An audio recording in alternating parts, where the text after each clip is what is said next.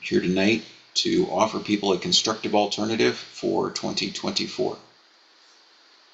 We always like to start these meetings off by reciting the preamble to the United States Constitution to remind us what our duties are as Americans.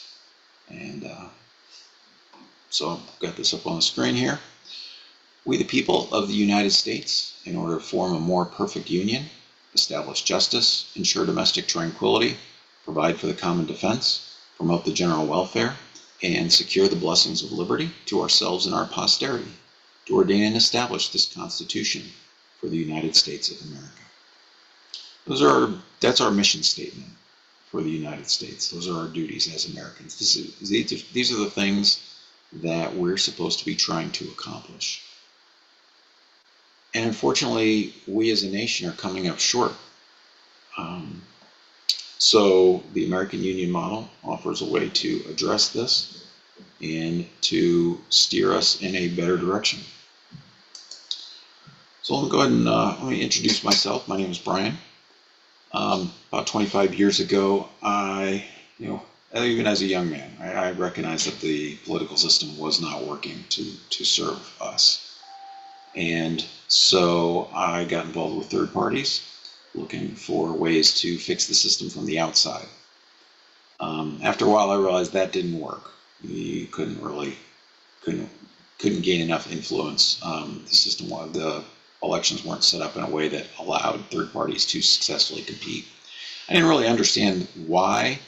I didn't understand the principles behind that for many years. But as a practical matter, I knew third parties weren't going to work. So I decided to try and reform the system from inside. So I joined Team Democrat in 2006, and I ran for the state legislature.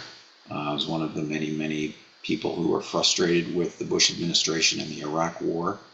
And I campaigned hard and managed to get myself elected to the state legislature. I ended up serving 3 terms, a couple of them on Commerce Committee, looking at banking and insurance regulation. And many times the lobbyists would come in and they'd be like, all right, here's the language, here's what we want in the law, and we would just rubber stamp it for them. The lobbyists had a huge influence on the language that became the law. And so once you realize that working outside the system doesn't work, and you realize that working inside the system doesn't work, I realized we needed a new system. And so in my 40s, starting about 7 years ago, I started looking at how we could build a better system. And it turns out that there is a better way to do it. There's a way to upgrade our democracy for 2024 so it works for us. And so we're doing these live streams today, September 21st. This is the International Day of Peace. International Day of Peace, which is appropriate because the way to fix the broken political structure of the United States isn't through a violent revolution. It's through a non-violent one. But it's a different paradigm than what we're used to. We're used to a very adversarial electoral system that pits Americans against each other, has us fight Republicans versus Democrats. And so to help explain this new paradigm, in the last couple of years, I wrote a novel looking backward from the tricentennial, a timely tale of nonviolent revolution. And let me pull up the next slide here and just this real quick.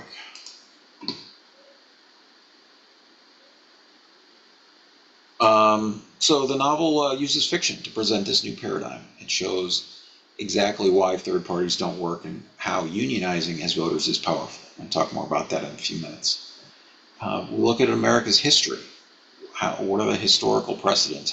We've been here before at these times of great change, and how do we take advantage of the cyclical opportunity that we're at right now?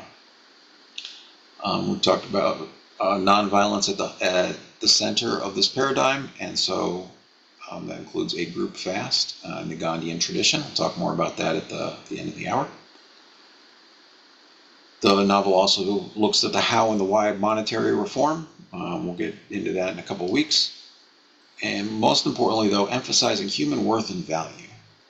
So much of politics today is about demonizing people, demonizing the other political party, demonizing other human beings. And that's not a way to move us forward as a nation, as a species. And so a better political paradigm addresses those sorts of things.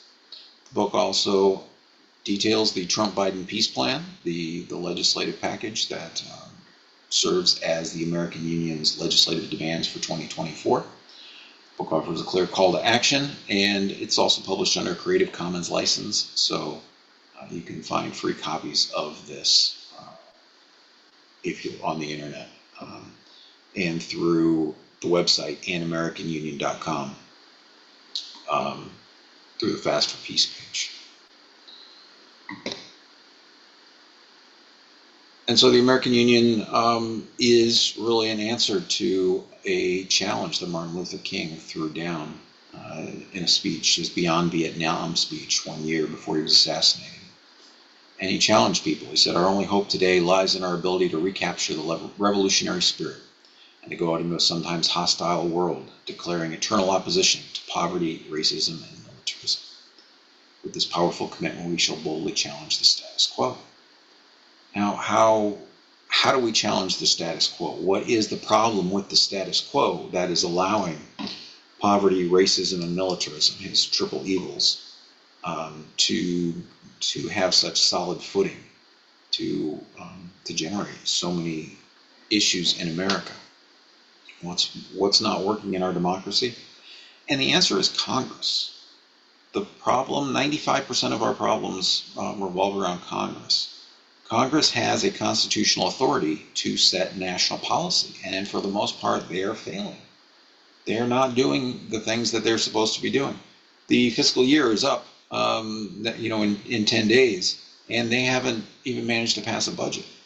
The budget is not something that should be a surprise. Congress is supposed to pass it every year. And in my lifetime, I can count on one hand the number of times they've actually passed all their appropriations on time. Congress is dropping the ball. And it doesn't mean that there aren't any other obstacles or any other issues, but Congress is the main one, right? Congress has the authority to write laws. If the Supreme Court offers a questionable decision, Congress, in most cases, can write the law that will correct it. Same thing with the president. The president can only veto things. Congress has the ability to override a veto. Congress has a lot of power, but they're not using it to serve the American people. They're using it to stay in power, to keep their offices, to fight Republicans and Democrats to fight against each other, and to drag the American people onto either the red team or the blue team. And it's tearing our country apart. To persuade half of America that the Democrats are Marxist socialists that want to destroy, our entire way of life and have to be defeated by voting Republican, and then to tell the Democrats that the Republicans are going to destroy the American way of life. We've got to defeat them by voting for the Democrats. This is the kind of intercommunal, I can't think of the right word, but this level of polarization, the rhetoric that is being used against our own countrymen, against our own other American citizens. In some historical times, this would be considered treason. When we recited the preamble to the Constitution a few minutes ago, and our second duty is to ensure domestic tranquility. And so every time a politician tries to get you riled up and get you angry at your fellow Americans, they are violating their duty to ensure our domestic tranquility. So what do we do about this? Well, the problem is Congress. What do we do about Congress? Reforms have to be realistic. There are a number of proposals to amend the Constitution, to upgrade our Constitution, to get money out of politics through a constitutional amendment. That is not a realistic option. It has been more than 50 years since Congress proposed a constitutional amendment to the states and had it ratified. So we are so polarized right now, there is no constitutional amendment that's going to get 38 states to agree. That's just not going to happen. We've got to deal with the polarization first before we can deal with any problems with the Constitution. So if we're going to reform things, it's got to be within our existing framework, within our existing structure of laws and rules and the Constitution. You know, the Constitution is the hardware that our country runs on. Again, we can upgrade the hardware, but in the meantime, we're going to have to instead upgrade the software. The software in the United States is the United States Code. It is the millions and millions of lines of code that run our society, run America, that dictate how things work, how we interact with each other. It is that system of laws and rules, the United States Code, that can be upgraded by Congress. So how do we get Congress to do what we want? How do we get Congress to do their jobs? You know, a lot of people demonize Congress too, and there is a good reason for that. It is incredibly frustrating that they are not doing what they should be. But instead of more demonization, we need to find, well, let me read you what Martin Luther King wrote. He said this is from his last book, Where Do We Go From Here? Chaos Our Community. He said, our nettlesome task is to discover how to organize our strength into compelling power so that the government cannot elude our demands. We must develop from strength a situation in which the government finds it wise and prudent to collaborate with us. All right, that's the challenge. How do we make it so the government finds it wise and prudent to collaborate with us? Well, this is an election year. And what does every politician, every political party want? They want to win. They want power. And so the tool that they use for that is, for the most part, is money, right? This is what makes them so susceptible to the entrenched interests, because those are the guys who can write, you know, really big checks to the political parties, to the politicians. And they can use those money, those, you know, many millions of dollars to compete for votes. And elections have just gotten more and more expensive over time. So which is why you have people proposing a constitutional amendment to take money out of politics. So we the people are never going to be able to outspend those entrenched interests. Instead, we're going to have to find a way to outmaneuver them. And the way we outmaneuver them is with our votes, because we outnumber them. We outnumber them by a lot. The number of people there's 130 million people in this country who are living in or near poverty. There's 10 million people that are enmeshed in our criminal justice system, our family members who are. There's millions and millions of peace activists. And as you can see from the slide behind me, swing voters have the power, who will meet our terms. End poverty, end mass incarceration, end the endless wars. These are the three planks of the American Union's platform. And you might notice that they address those triple evils that Dr. King identified of poverty, racism, and militarism. These are, I've talked to, hundreds, thousands of people in grocery store parking lots and other places canvassing for the American Union. These are popular goals, and yet Congress refuses to do anything about it. And part of the reason is that Congress has an actual disincentive to solve problems, because if they solve problems, why would you need them anymore, right?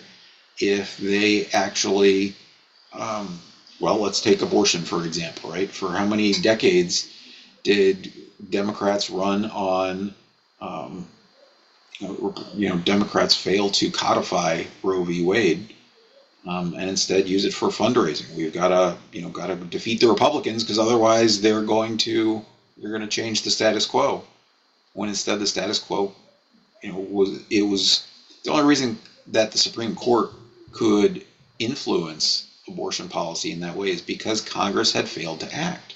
Congress had let the Supreme Court set national policy on abortion since the 1970s, and just didn't do anything about it. Again, the problem is Congress. And so the way to get Congress to act is to control the outcome of the elections. Let's look at the polls here real quick. And this is very much true in an election year for, in the presidential race. It is very clear just how few votes it takes. All right. So here's a map of the United States and the Electoral College, and we've got 93 electoral votes that are up for grabs in just 7 states. And those 7 states, those key swing states, are going to decide the balance of power is going to decide who wins the presidency of the United States. 5 of these are, so 4 years ago in 2020, Joe Biden won by, I don't remember the exact numbers, but the amount of voters that would have had to vote for Donald Trump instead of Joe Biden to flip the outcome of the election was only about 22,000 voters in 3 states, Arizona, Georgia, and Wisconsin.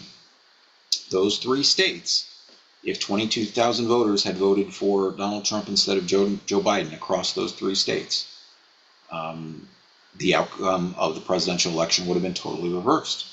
Now, 4 years before that, it was Wisconsin, Michigan, and Pennsylvania, where it was about 38,000 voters. If they had voted for Hillary Clinton instead of Donald Trump, they would have flipped the outcome. It's literally tens of thousands of people that decide the outcome of the election. And if we can unionize, we can organize and say, look, we're all going to vote together.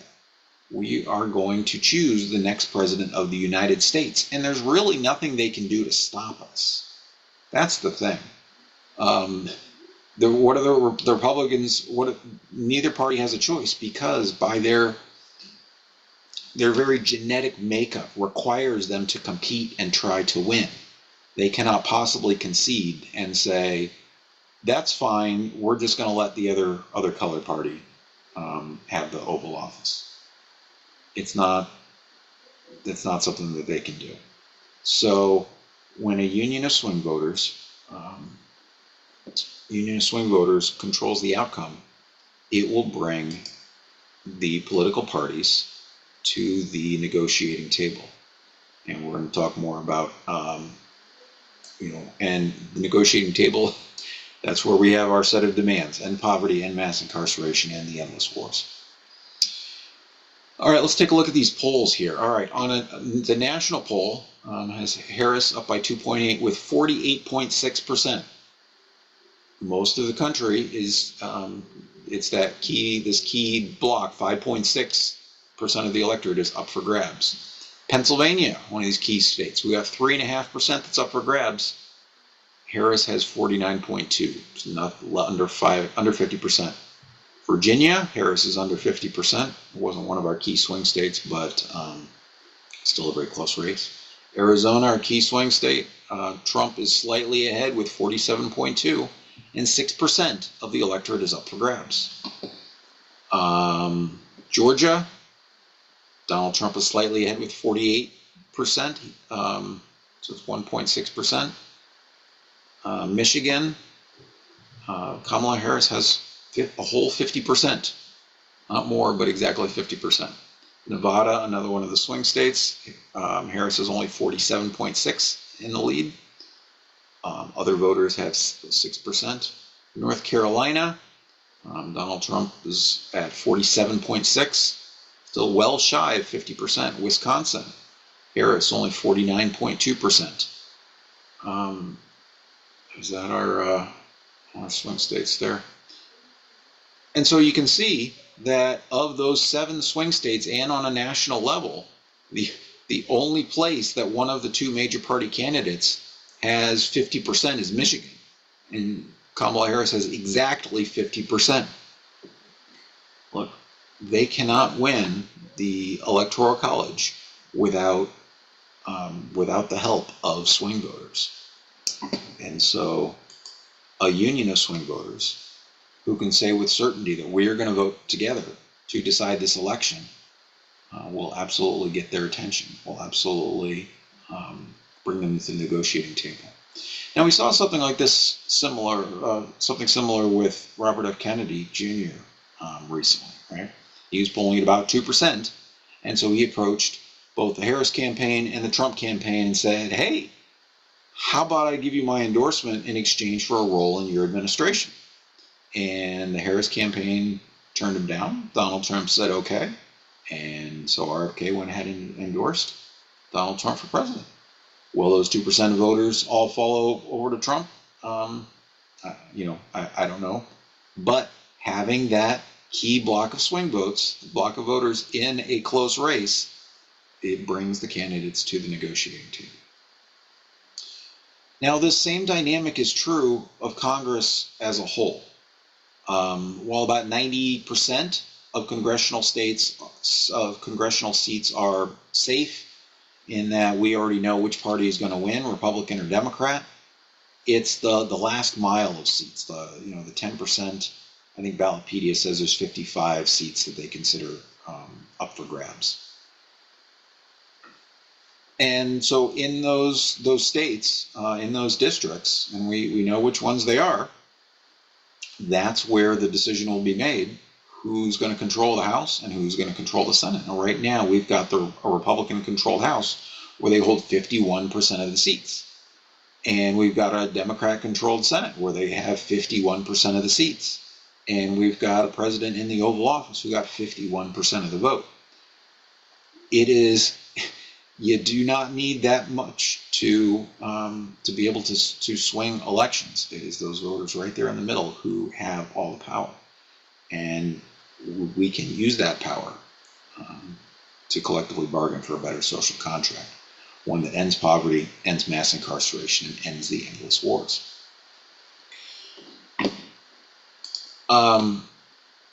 Again, imagine, if you're a big corporation, right, and you want to get influence over the legislative process, the same way that I saw back in the Commerce Committee, right, is if you want influence in how the policies are set, you can donate to both sides.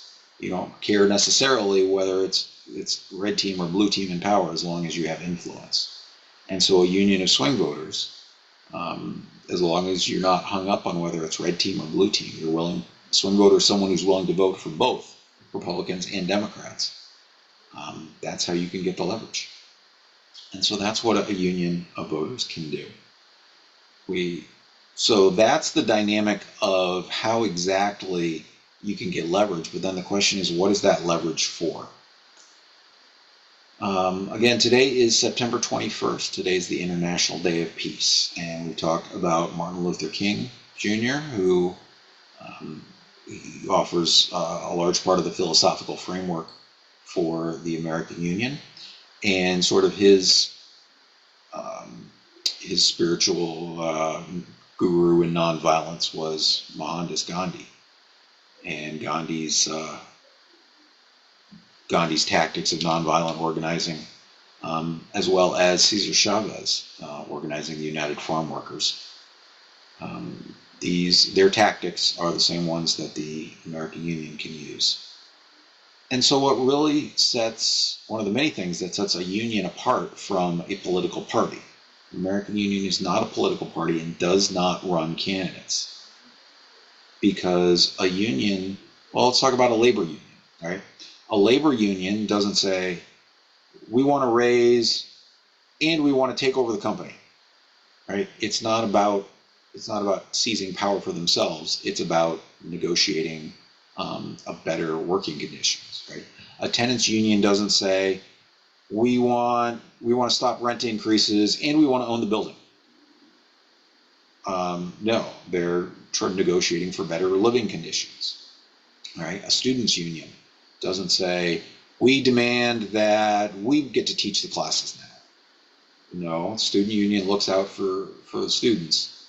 And in these cases, the ways that they go on strike sort of reflect how they would disrupt the status quo, how they would challenge the status quo. A labor union can withhold its labor and refuse to produce for the business. A tenants union can withhold its rent checks and refuse to produce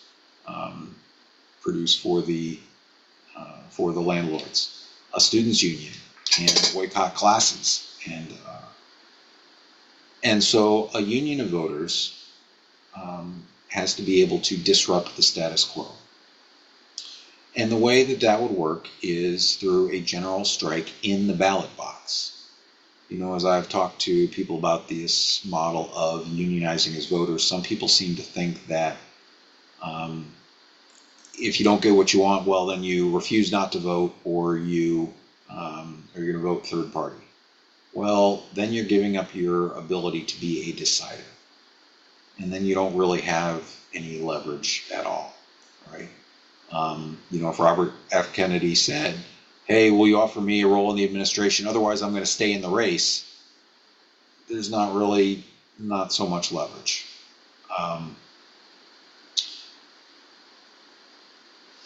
Where was I?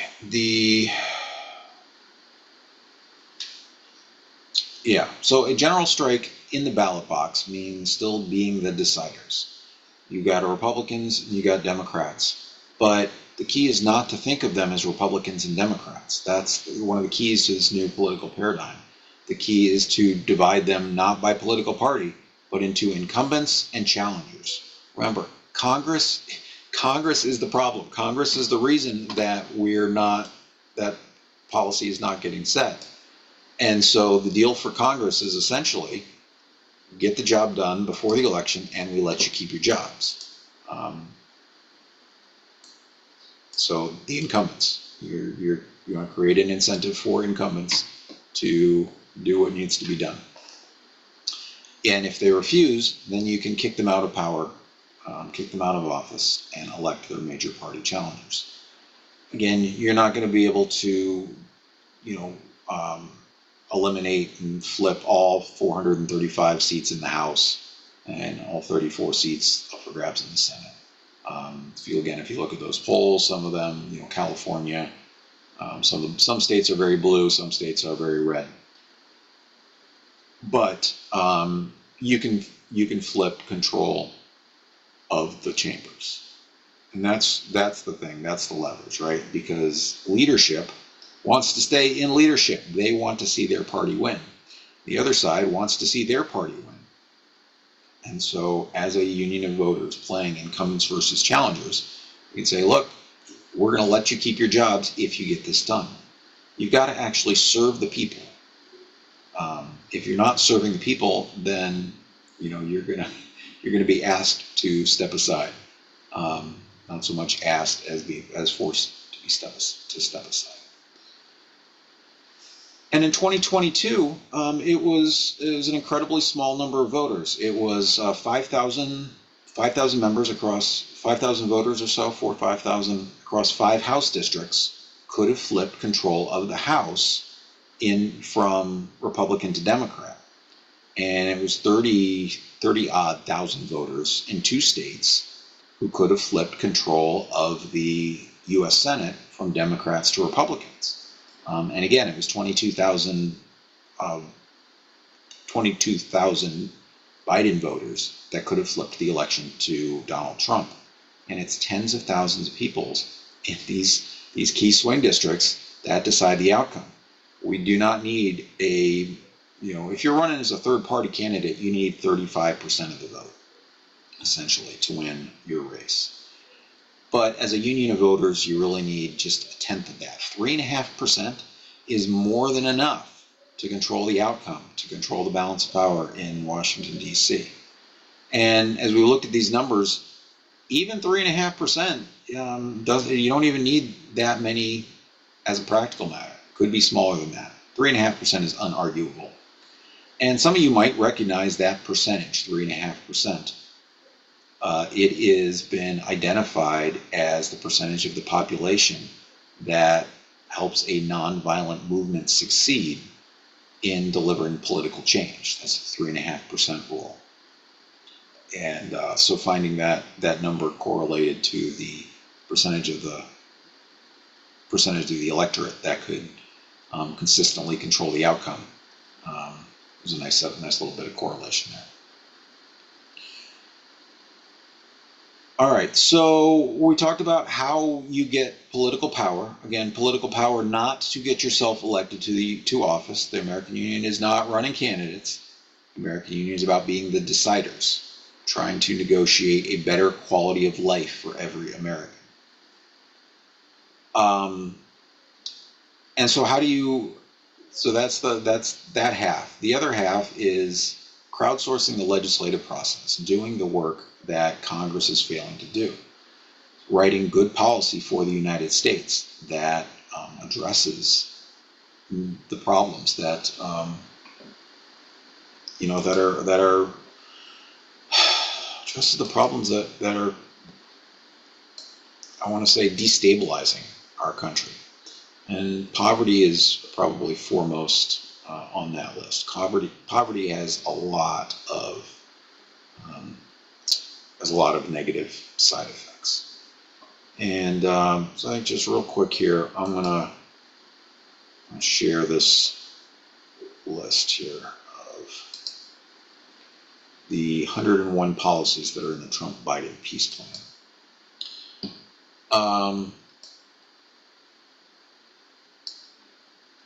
Yeah, and so you can find this on the website, anamericanunion.com. You can read the specific 311-page 311-page PDF of the legislative package.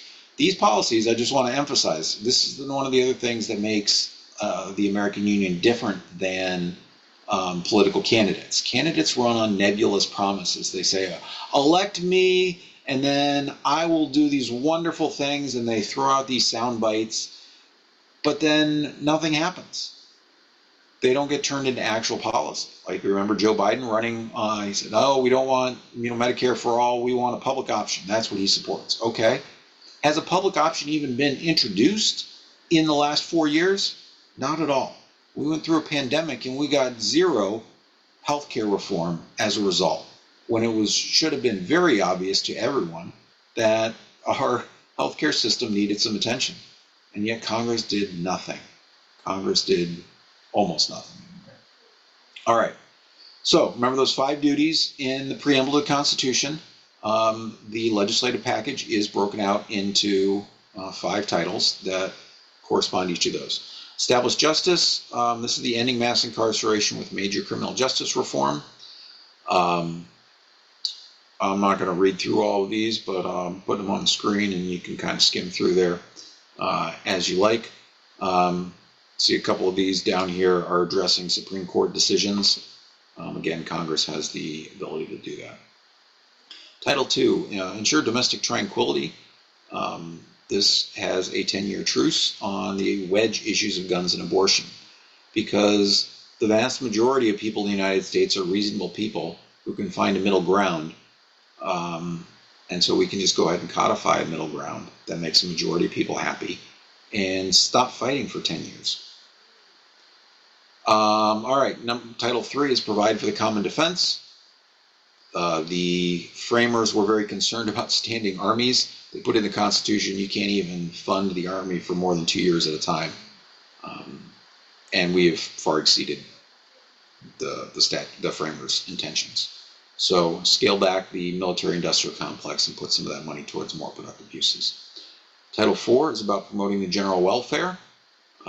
That's healthcare reform, public option, paid family leave, and unconditional basic income to abolish poverty. And then Title V, secure the blessings of liberty to ourselves and our posterity, to our children. It means stabilizing government systems and protecting the environment. So that includes things like strengthening Social Security, getting rid of some of the silliest things in Congress, the idea that the government will shut down if they didn't pass a budget. No other country does this. It's so obvious that if Congress has said these are the programs that we're funding, that they're just going to stop if Congress didn't pass a budget, right? You're not repealing the statutory authority for any of these things. Yeah, so we're going to be like every other country on the planet, and we're not going to shut down anymore if Congress fails to pass a budget. We're also going to end the showdowns over the debt ceiling. Again, no other country does this. And if you remember from the last deal, it's planned for January 2025. There's going to be a big showdown over the debt ceiling. And there were so we're going to have the threat of blowing everything up. There's also some immigration reforms in here. It's not, it falls under sort of the fighting racism evil. There's a lot of racism in our immigration system. It needs a major overhaul, the immigration and asylum system, but that is outside the scope of the 2024 package. There's a few things there, and then some things to address the environment with carbon tax. And so that our kids aren't inheriting a polluted planet. I'm going to spend more time tomorrow, Sunday, giving a little more of an overview of these 101 policies. And then over the next few weeks, we'll dig into the details of all of them so that in 24 days, on October 15th, you have the opportunity to make an informed decision. Do you want to keep politics as usual?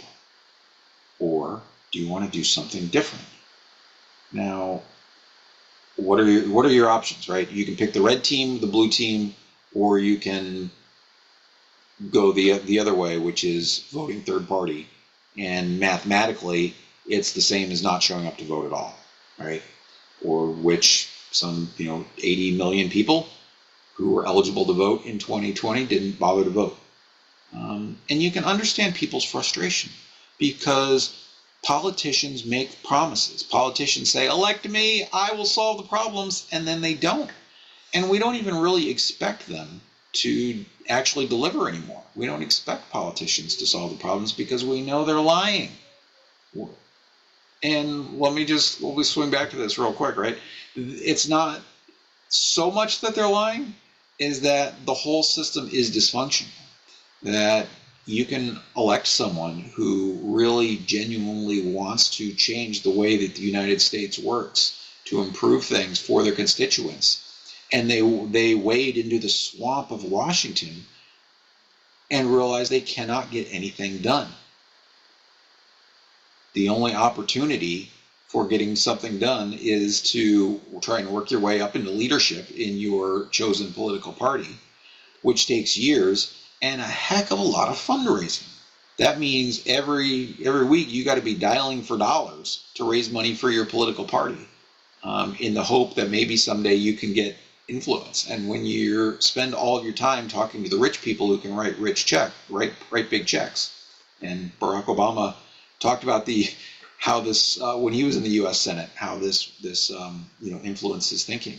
When all you hear is from rich people about rich people problems, it's easy to forget about the rest of us. It's easy to forget about the 130 million people who are living in or near poverty in the richest country in the world.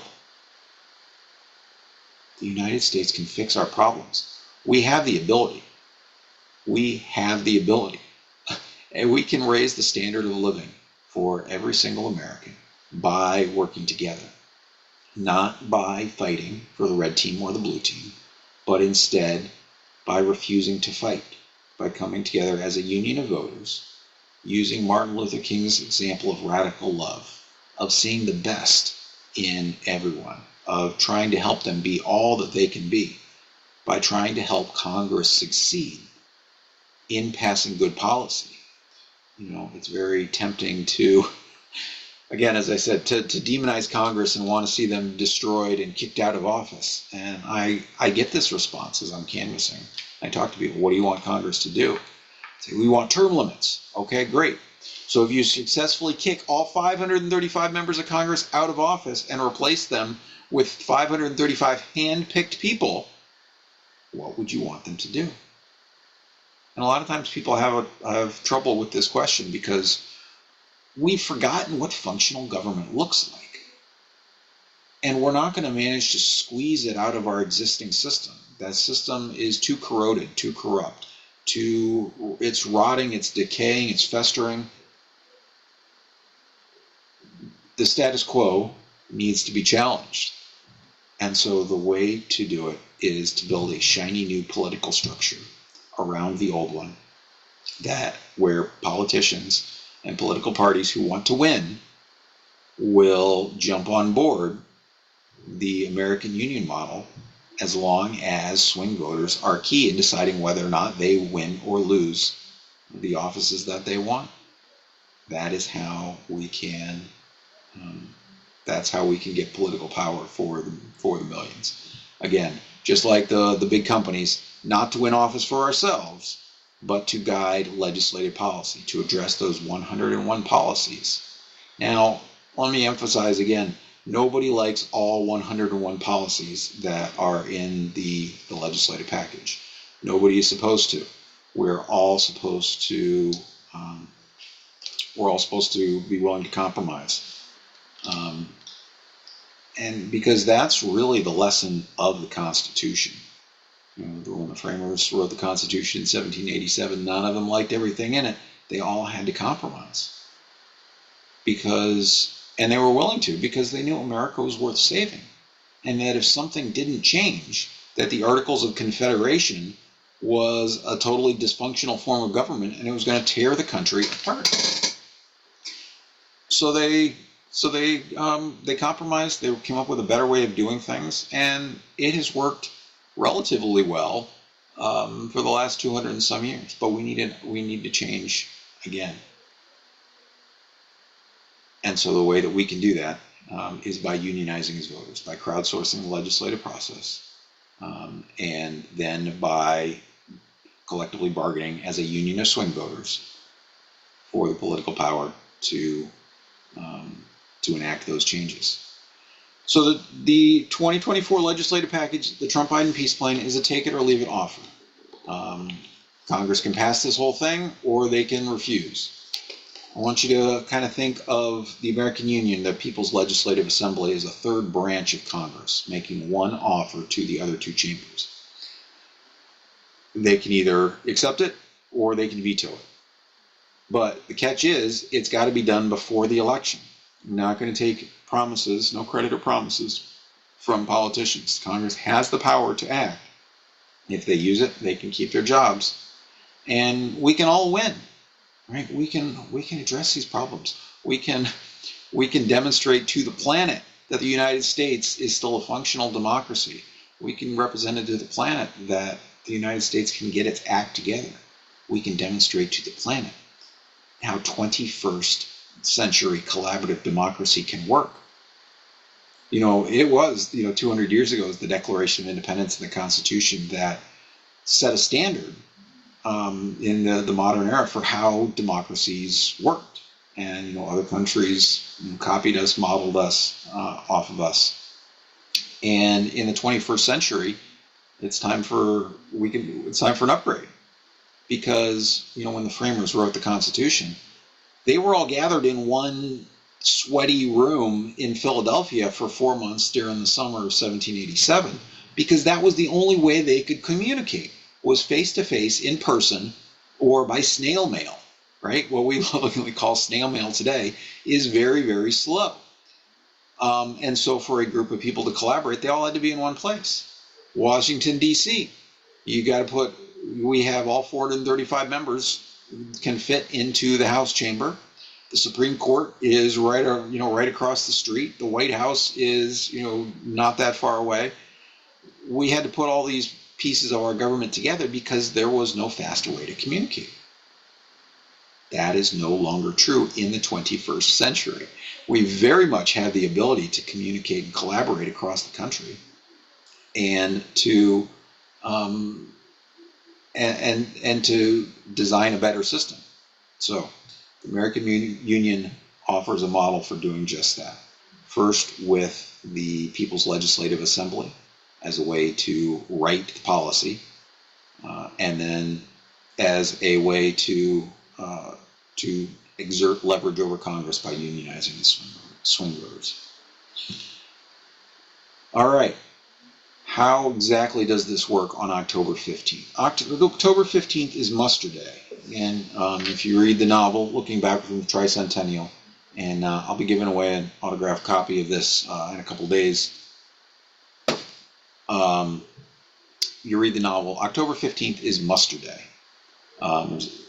which is the day for Americans to stand together and come forward and say, we're going to refuse to fight. Instead, we're going to work together. We're going to come together around one unified set of demands. And so October 15th is the decision day. Now, part of the reason for these 24 days, is so that everyone has the opportunity to review the legislative package. Everyone has the opportunity to find out exactly what is in it and whether or not it's worth bargaining for as a whole. When the Constitution, and it's the same way that the Constitution is ratified, right? The framers wrote it, they gave it to Congress, Congress kicked it out to the 13 states and said, here's the deal. You can take it, you can leave it. And enough states said, we'll take it, that the Constitution is ratified. But it didn't go out to the states for everybody to fiddle with. It's that take it or leave it offer, that binary choice. And so by offering this binary choice across all 435 congressional districts, across all 34 states with Senate elections, and most especially across those 7 swing states that are going to decide the outcome of the presidential election, this is how we can frame the national conversation. End poverty, end mass incarceration, end the endless wars. Imagine how you would feel on November 5th if these problems were addressed, that the United States had chosen to move forward instead of frantically bouncing left, right, left, right, left, right.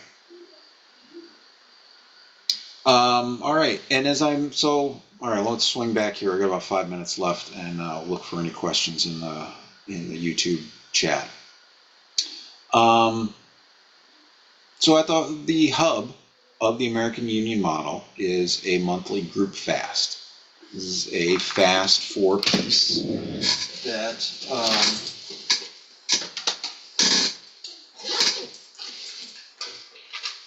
this is a fast for peace. This is the Gandhian tradition, a 24-hour water-only fast. And the things about fasting is, I'll put my sticker on here. The thing about fasting is that it takes an intention. Very rarely go without food for 24 hours by accident. And it's that shared intention, that shared goal of promoting peace, that shared goal of finding a peaceful resolution to what could be a very non-peaceful election. It's that shared intention. The fast also carries moral authority. That shared self-sacrifice of giving something up. Shared sacrifices bring a country together, right? Think about how World War II, people gave up, eating meat, gave up, rubber, aluminum. It was those shared sacrifices, those shared hardships that helped unite the country towards its goal. And giving up food for 24 hours, it's any 24 hours. Gandhi recommended a dinner-to-dinner fast. So eat dinner the night of the 14th, skip breakfast, lunch, and after 24 hours, eat dinner on the night of the 15th. So it's a hardship, but it's more symbolic than for the most part. In fact, fasting, as you probably know, has many health benefits, both for your mental and physical health. Talk more about it in later days. But October 15th is Muster Day, is a fast for peace. And so the invitation is for all Americans who want to work together to end poverty, end mass incarceration, and the endless wars, and are willing to pool their votes to join in a group fast on October 15th. Similarly, the candidates for federal office who are willing to accept the American Union's demand for immediate passage of the Trump-Biden peace plan are expected to also join in the group fast, to lead by example and share their commitment through the hashtag Fast for Peace on Twitter, currently known as X. And so it's these mechanics, this public declaration of whether or not you're going to support this or not, that will allow the American Union to make its endorsements between the top two candidates across all 469 congressional races and in the presidential race. Incumbents who participate in the fast and pass the Trump-Biden peace plan before in October are guaranteed the American Union endorsement. If incumbents refuse to do it, challengers have the opportunity to win that block of votes with the endorsement. This is a sort of prisoner's dilemma model where their best chance of winning the block of votes is to be willing to support the American Union's demands. And we'll talk more about game theory in a future episode. I'm going to be doing these live streams every evening at 7 p.m. Eastern Time to break down the strategy, to break down the details of this legislative package, and to try and persuade Americans to come together in a fast for peace on October 15th for 24 hours. As my own personal commitment to this effort, I began fasting today at noon, and I will not eat again until the evening of October 15th. I'll be fasting for 24 days, getting by on water, electrolytes, and a few calories of flavor, under 20 calories a day. Because I believe that America can get its act together. I believe that Americans really do want peace. And if that's you, then please join me on the 24th day for 24 hours. Again, you eat dinner on the 14th, skip breakfast, lunch after 24 hours, eat dinner again, drink all the water that you want, and share your commitment. I've forgotten the Martin Luther King's quote, right? Declare your eternal opposition to poverty, racism, and militarism, to make that powerful commitment to boldly challenge the status quo. And we will disrupt the 2024 election, not with the purpose of destroying the system, but with the purpose of making it work, of improving the quality of life for every single American.